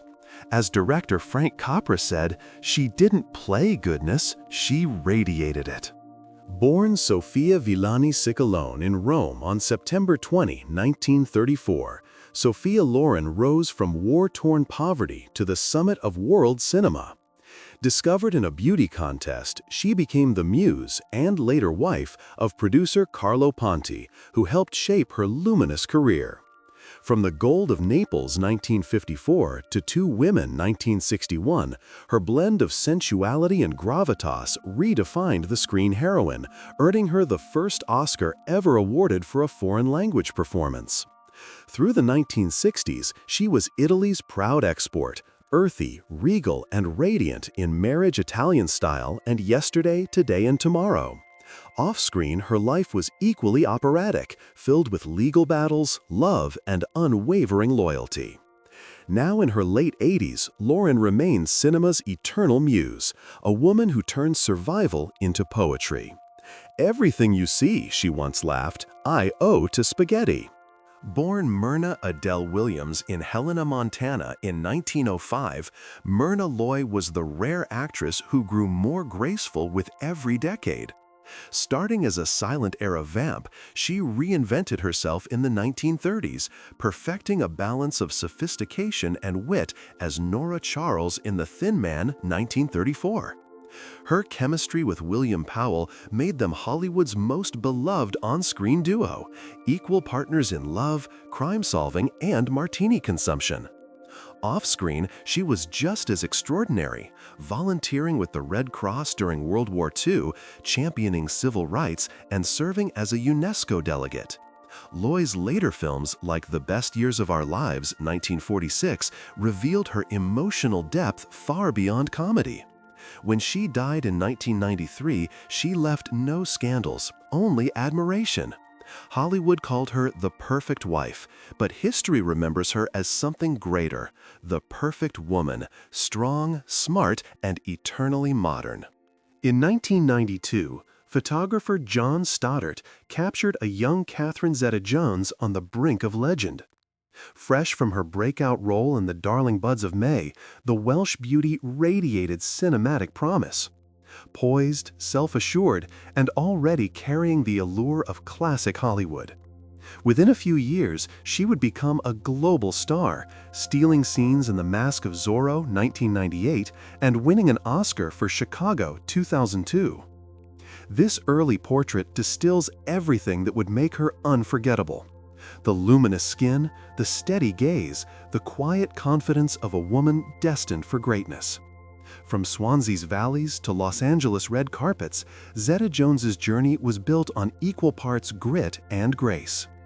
3 decades later, she remains a symbol of timeless elegance, a star who never chased the spotlight because it's been following her all along. Born Margarita Carmen Cancino in Brooklyn on October 17, 1918, Rita Hayworth danced her way into immortality.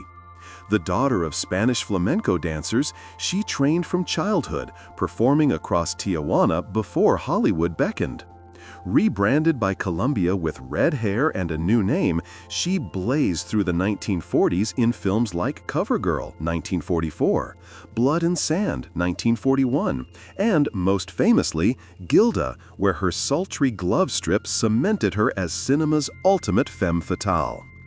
Behind the glamour, she battled studio control and personal heartbreak, her marriages to Orson Welles and Prince Ali Khan turning headlines into opera. Yet her grace never faltered. In later years, as Alzheimer's clouded her memory, the world rediscovered her through nostalgia and reverence. When she died in 1987, she left behind not just a legend, but an image, forever twirling in satin, hair aflame under studio lights. The screen never forgot her, because Rita Hayworth was the screen, luminous, tragic, and endlessly alive. Bathed in the golden haze of 1980s California, this photograph freezes a fleeting dream. An ordinary young woman transformed for one afternoon into an icon of possibility. Her high-cut swimsuit gleams under the Los Angeles sun, her feathered hair dancing in the breeze, her smile hovering between shyness and daring. She isn't a celebrity, just one of countless hopefuls who answered "Models Wanted" ads in LA Weekly, posing by a friend's backyard pool while a hobbyist photographer, armed with a Pentax and ambition, chased the shimmer of Hollywood from suburbia. The stucco wall behind her is plain, yet the light makes it cinematic. Before filters and fame metrics, amateur glamour carried an innocence, an optimism that beauty alone might open doors. The anklet, the mall-bought sunglasses, the awkward posture all speak to a moment when aspiration felt tangible. These were portraits not of stardom achieved, but of yearning itself, preserved in film grain and faded gloss. 40 years on, the world that made such dreams possible, cheap rent, cheap film, unfiltered hope, has vanished. Yet this image endures as an artifact of youth's eternal gamble, that somewhere under the California sun, an ordinary life could still turn extraordinary. Born from war-torn poverty in Pozzuoli and crowned as the queen of Italian cinema, Sophia Loren remains the eternal optimist of the silver screen. Her belief that something wonderful is about to happen wasn't a platitude, it was survival made radiant. As a child, she found escape in makeshift movie houses. By 20, she was starring in Vittorio De Sica's The Gold of Naples, 1954, her warmth and humor redefining Italian femininity. When she won the 1961 Oscar for Two Women, Loren became a symbol of resilience, a woman whose artistry transcended language, glamour, and geography. Whether sparring playfully with Marcello Mastroianni or stealing hearts in Marriage Italian style, she radiated a faith in life's beauty, even through heartbreak and scandal. Now nearing 90, Loren remains luminous, a living bridge between neorealism and the Instagram age, her laughter as generous as ever. She taught the world that elegance begins with gratitude, and that hope, when worn like perfume, never fades. Elegance, in the 1950s, was more than fashion, it was philosophy.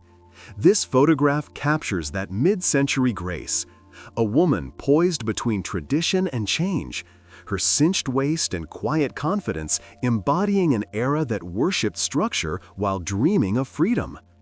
Beneath her polished exterior, the decade's contradictions pulse: housewife or heroine, conformity or independence.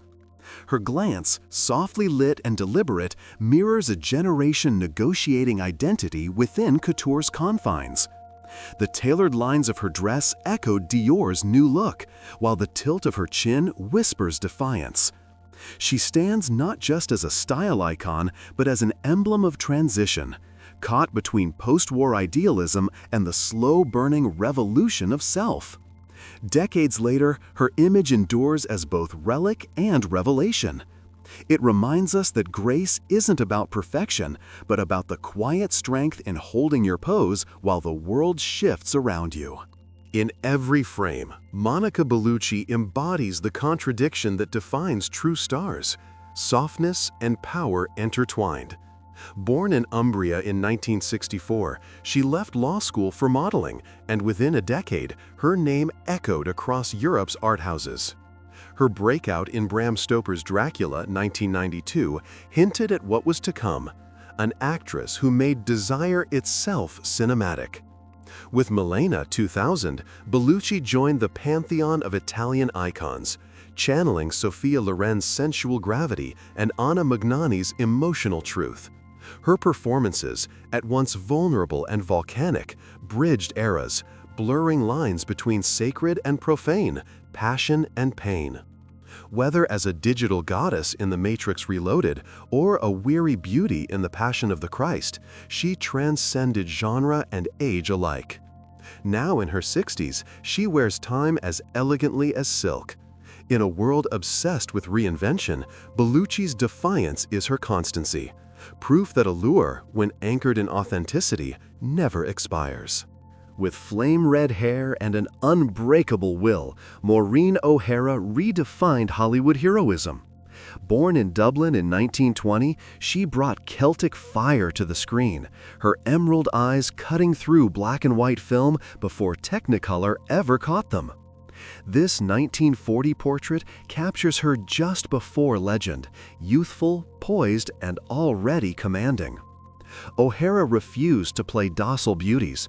From the Black Swan to the Quiet Man, she clashed, laughed, and conquered beside John Wayne, her strength equal to any man's swagger. Behind the camera, she fought studio contracts and gender bias, later breaking barriers as the first woman on a major airline's board. Her gaze in this photo, half challenge, half promise, tells the story of a woman who wouldn't be tamed. In every role, she was Ireland's answer to Hollywood, wild, proud, and incandescently alive. In Depression-era West Virginia, a miner's family pauses for a rare photograph. Potatoes drying on the roof, dust clinging to bare feet, pride stitched into every threadbare garment. It's 1938, and though the Great Depression still bites, hope flickers amid hardship. The father's eyes, lined but steady, speak of 10-hour shifts underground. The mother's hand, resting lightly on a child's shoulder, holds an entire generation together. This image tells a story beyond poverty. It chronicles resilience. Company towns and scrip wages trapped workers in cycles of debt, yet communities found dignity through solidarity and song. These faces would one day fuel the labor movements that reshaped American rights, their struggle carved into the bedrock of progress. 80 years later, the coal has thinned, but the legacy endures. This family, anonymous yet emblematic, reminds us that even in scarcity, there is abundance, in courage, in kinship, in the will to keep the light burning underground. It's 1975 in Manhattan, disco fever and punk rebellion colliding, and Rod Stewart and Britt Ekland stroll through it all like gods of chaos. His leopard print jacket glints under neon. Her polka dot ensemble is pure avant-garde audacity. Photographer Brian Stein caught them mid-stride, two silhouettes of swagger and spectacle. Their romance was tabloid wildfire, champagne, heartbreak, and paparazzi flashbulbs. Yet in this moment, they're effortless. Ekland's poise, Stewart's grin, the chemistry of opposites. The decade's fashion democracy lives in this frame. Patterns clashing, egos unbothered, glamour democratized. Nearly 50 years later, this photo still hums with electricity. It isn't nostalgia, it's rebellion immortalized. Stewart gave us the soundtrack, Ekland the style. Together, they made New York their runway and the 70s their myth. In the sunlit chaos of 1910's Los Angeles, Marie Prevost and Phyllis Haver, high school friends turned Mack Sennett bathing beauties, laughed their way into film history.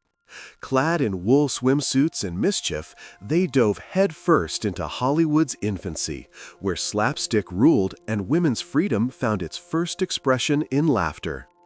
By the Roaring Twenties, their charm had evolved from slapstick to sophistication, their friendship as bright as the celluloid that captured them. In Up in Mabel's Room and other pre-code comedies, they embodied an era unafraid of desire or daring. Prevost's later tragedy only deepened the poignancy of their ascent. Two girls who once splashed in studio fountains, now immortalized as pioneers of joy. Their legacy ripples through every comedic duo that followed, from Lucy and Ethel to Kristen Wiig's Misfits. Hollywood may have changed, but the laughter they unleashed still echoes, effervescent as champagne. In stark black and white, Madalena Genya evokes the cinematic ghosts of Europe's golden age. Her gaze, serene yet charged, recalls the melancholy of Monica Vitti, the sensual restraint of Anouk Aimée. Photographer B.N.W. Turk frames her in chiaroscuro, each shadow a brushstroke of nostalgia. This image could be 1960s Rome or modern Milan. Time dissolves in its elegance. The texture of film grain, the softness of natural light, together they craft a portrait not of fame, but of timelessness. Genya doesn't pose, she inhabits the frame, her stillness louder than motion. In an age of digital gloss, this photograph feels almost sacred. It's proof that black and white, when wielded with emotion, still captures the soul in ways color never can. In a quiet Paris gallery, circa 1958, Anouk Aimée stands before a Modigliani portrait, two muses meeting across time. The actress's profile, elegant and elongated, mirrors the painted face before her, as if Modigliani himself had conjured her from pigment and longing. This was the age of Nouvelle Vague and existential cafes, when Aimé's stillness redefined screen acting. Like Modigliani's sitters, she expressed the ineffable through silence. The photograph, minimalist, hushed, captures a communion between art forms, his canvas, her cinema, both steeped in sorrow and grace. Decades later, the image feels eternal. Modigliani's muse and Fellini's muse, bound by a single gaze. In their shared stillness lies a revelation that true art, whether painted or performed, speaks loudest in quiet. Beneath the Venetian sun of 1964, Monica Vitti embodied a kind of beauty that belonged entirely to European cinema. Intellectual, haunting, and impossibly human. Captured by camera photo epoque along the Lido's quiet shoreline, she stood framed by rippling light and salt air, her floral dress trembling in the Adriatic breeze.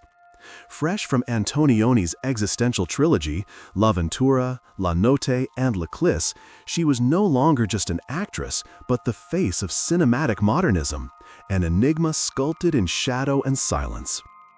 The photograph's simplicity, a woman mid-turn, eyes lost in thought, reveals the private world behind her iconic alienation. By 1964, Vitti was poised to break free from Antonioni's cool austerity, soon proving her comic brilliance in The Girl with the Pistol, 1968. Yet here, on the Lido, she remains suspended between two selves, the melancholic muse and the woman reclaiming laughter. The image shimmers like a still from a dream, where cinema and reality blur into poetry. Vitti's gaze outlasts time itself, wistful, self-contained, unknowable. The Lido has changed, she has not. In this frame, Italian cinema's golden age still breathes, and Monica Vitti remains its heartbeat, forever caught between sun and sorrow. In Rome's molten light of 1996, Peter Lindbergh found truth through simplicity, and Naomi Campbell, his muse, became its embodiment. Gone were the neon theatrics of the 90s. Instead, his lens stripped fashion bare, revealing a woman at once divine and disarmingly real. Against weathered stone and eternal ruins, Naomi's every movement hummed with quiet defiance. At 30, she was already legend, a supermodel, activist, and boundary breaker whose very presence redrew beauty's borders. Lindbergh, rejecting perfection's polish, sought vulnerability instead, and Naomi gave it, unguarded. Each monochrome frame distilled their shared ethos that authenticity is the truest luxury. Nearly 30 years on, those portraits remain untouchable, grain, sweat, and soul intact. They remind us that icons aren't born of artifice, but of courage, the willingness to be seen without the mask. In Rome, the city of gods, two mortals created something immortal. It's 1970, and Elizabeth Taylor and Richard Burton are incandescent beneath the sun. Look magazine's camera finds them on a beach, her laughter spilling, his gaze burning. A pair of deities weary from their own myth. They've weathered scandals, diamonds, and divorces, yet in this light, they are simply human, tangled in the beautiful exhaustion of love too large for earth. Their story had begun with Cleopatra's kiss and ignited half the world. Now, years later, the embers still glow. Burton's poet soul and Taylor's stormy tenderness collide in every frame. The surf crashes, time slows, and fame seems far away. They would break and reunite, love and destroy, but here they are timeless. Two stars orbiting each other's gravity, caught between forgiveness and fire. No Hollywood script could match the one they lived. The Riviera glimmered like a jewel in Alfred Hitchcock's imagination, and in 1954 he set out to capture it. Sun, suspense, and seduction in To Catch a Thief. Between takes, Grace Kelly leaned against the Côte d'Azur railings, the Mediterranean wind teasing her hair as the master of suspense adjusted his lens. Their collaboration shimmered with precision and warmth. She, ethereal yet grounded, he, a perfectionist charmed by her calm intelligence. Filmed in Monaco and Cannes, the production was a love letter to Europe's post-war elegance. When it premiered in 1955, To Catch a Thief became more than cinema. It became prophecy. Within 2 years, Kelly would trade Hollywood spotlights for Monaco's crown, her real life merging with Hitchcock's fantasy. The film endures because it feels like sunlight bottled. Cary Grant's cool wit, Kelly's crystalline poise, and Hitchcock's meticulous sensuality. Every frame glows with the promise of danger disguised as romance, an art form that, like Grace herself, will never fade. Anne-Margaret didn't just perform, she detonated. In the incandescent chaos of 1960s Hollywood, she blurred the line between bombshell and rock star, fusing glamour with rebellion until both combusted into legend. Her Viva Las Vegas dances with Elvis turned sequins into electricity. Her Life magazine covers transformed eyeliner into attitude. Behind the rhinestones was revolution. She rode motorcycles, crooned like sin, and survived stunts that nearly killed her.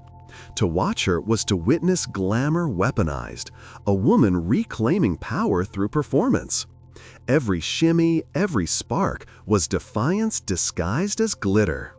Now 83, she remains luminous proof that glamour isn't softness, it's endurance in heels. Anne-Margaret didn't follow trends, she burned them into memory. Forget the rules, she said, just make them look like yours. And she did.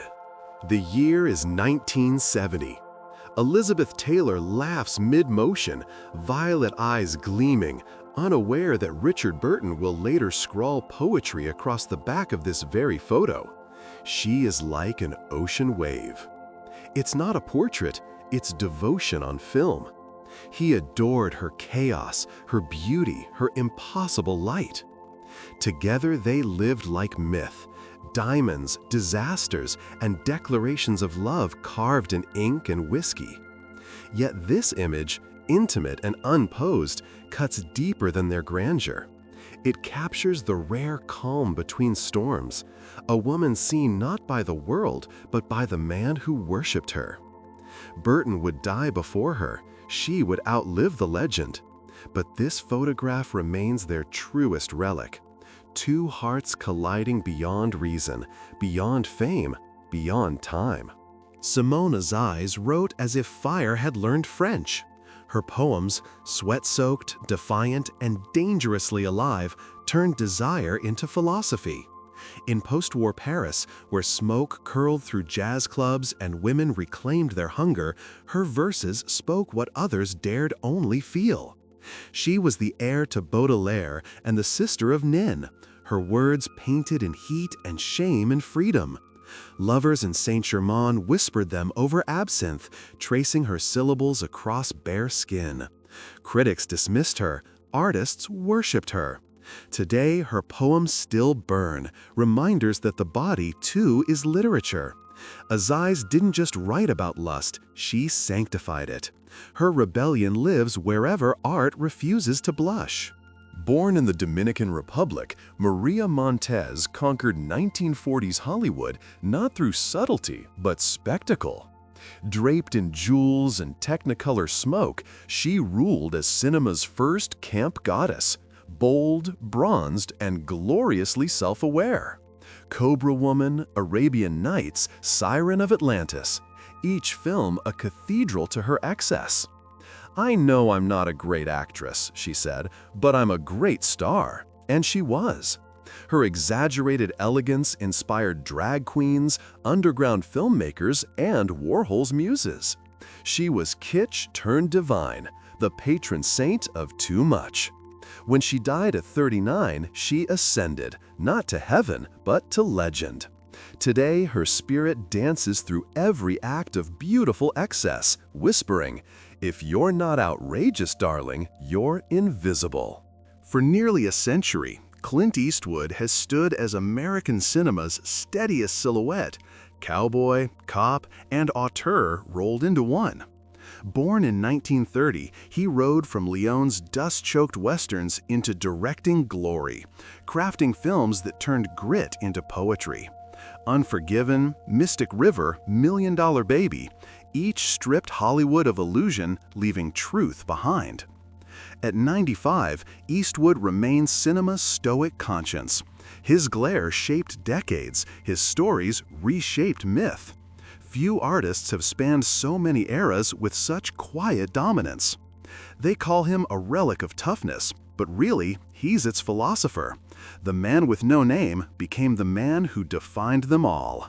In The Golden Voyage of Sinbad, 1973, Caroline Munro glowed like a vision painted in gold leaf, fantasy's fiercest siren in an age before CGI. Against Ray Harryhausen's stop-motion marvels, her Margiana shimmered, half dream, half warrior. Discovered at 17 and molded by Hammer Horror's gothic glamour, Munro became the face of pulp adventure, a heroine who fought monsters and male gaze alike. Later, as a Bond girl in The Spy Who Loved Me, she soared from myth to modern legend. Now celebrated in cult circles and comic cons, Munro's stardom endures not through spectacle, but sincerity. She made fantasy feel human, and in doing so, made millions believe in magic again.